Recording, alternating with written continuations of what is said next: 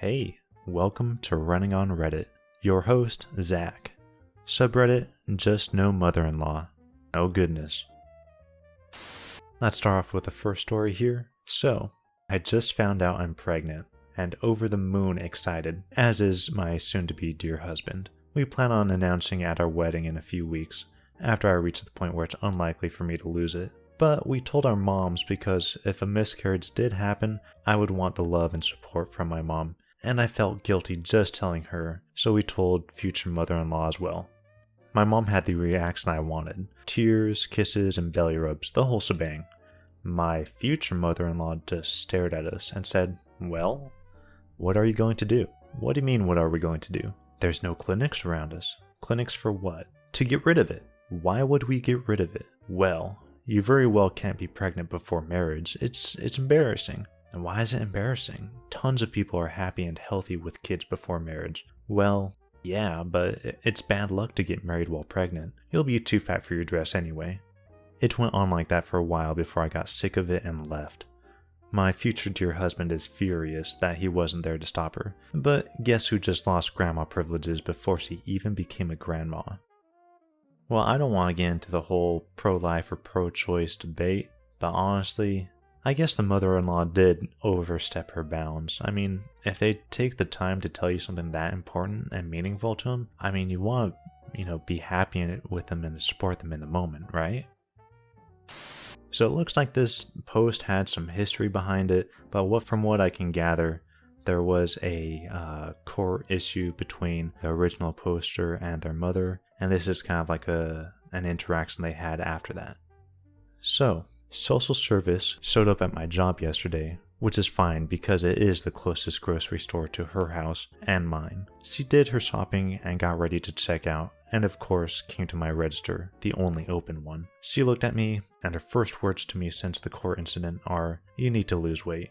I just looked at her, and then somehow, some way, I managed to say it. "Would you like your senior discount on your groceries?" My mom is very sensitive about her age. Very, very, very sensitive about her age. She paid for her groceries and walked out without saying another word.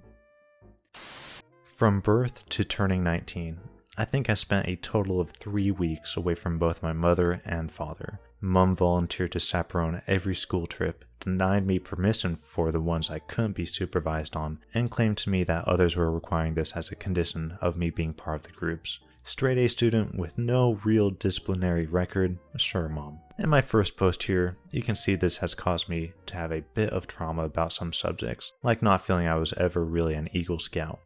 When I was 16, she told me that people who wait to get their driver's license until they're 17 make better drivers. When I was 17, I reminded her. She looked flustered and blurted out, "Well, that doesn't apply to you." Well, as I said in my last post, she used my senior year of high school to get me back into her control, which let her gatekeep heavily which universities I could apply to. So me, a straight A student with a 1580 to 1600 SAT score, got to go to a community college she could drop me off at and pick me up from. Being dropped off and picked up from a one-building college with no way to leave campus or join the groups there really sucked. I was going to university, not high school. Part 2. But she was also using my college to try and get things from my dad, lying and saying that she was going to be going to college too on my financial aid forms. Dad didn't pay for her, so my financial aid was cancelled after the first year. I was 19, and she wouldn't give me a key to the house, so I was stuck in the house all day. I had to escape, so I began planning, and through my father I had British citizenship. She was divorced from him, so she couldn't follow me there. I spent a year planning, documenting to prove citizenship, getting myself a British passport, and saving up for a plane ticket. This was the early days of the internet, and friends I had on Mudge helped me with my escape, and planning for what to do when I hit the UK. Finally, it was time to leave. She went to work, I took the bus to the airport, but I wanted to say goodbye, so I called her. My mother always had this weird ability to get people to go along with her. She came to the airport. Now, at the time, late 90s, you could go right to where the planes boarded. She met me there. I hugged her. I was glad I'd get to say farewell. She then announced that me calling her meant I didn't really want to go. She talked to the gate staff and got my luggage deplaned, then began taking me out of the airport. Suffering a panic attack, crying my head off, I realized I was faster than her and grabbed my luggage and ran away from her, losing her in the airport and running back to the plane, telling them I wanted to go. I was panicking so badly they wouldn't let me on, but agreed to let me go the next day and issued me tickets for it. But I had to go home with her that night. I told her I would go without telling her if she did this. She didn't believe me. See, what I didn't know is that she had pocketed my tickets.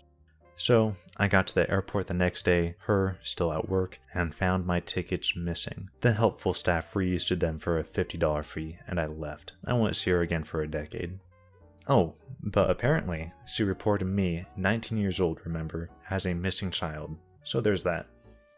Sounded like his mom was really intent in making a mistake, but it sounds like he got out just in the nick of time. Something like that could have happened again and again and again. It's good that he actually got out of it.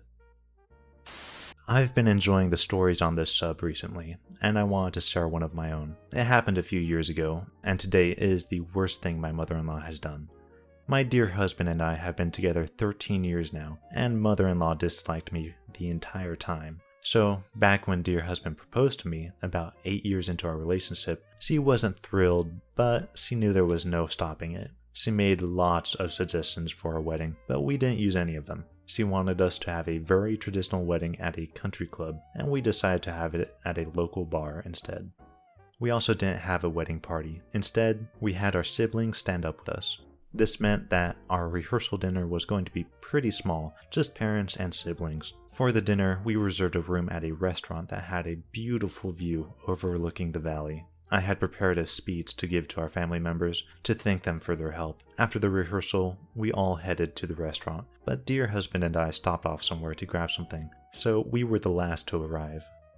When we got to the restaurant, all of dear husband's extended family was there. Aunts, uncles, cousins, grandparents, almost 65 people total. And mother-in-law was running around and greeting them and thanking them for coming. She'd gone and invited their entire family to our rehearsal dinner and basically created the reception that she wanted us to have. My poor mom and sister were standing off to the side, confused about what was happening, since they knew this was not the plan. When mother-in-law saw that dear husband and I had arrived, she came over and asked us to do rounds and to greet our guests, like it was the reception that we had planned or something.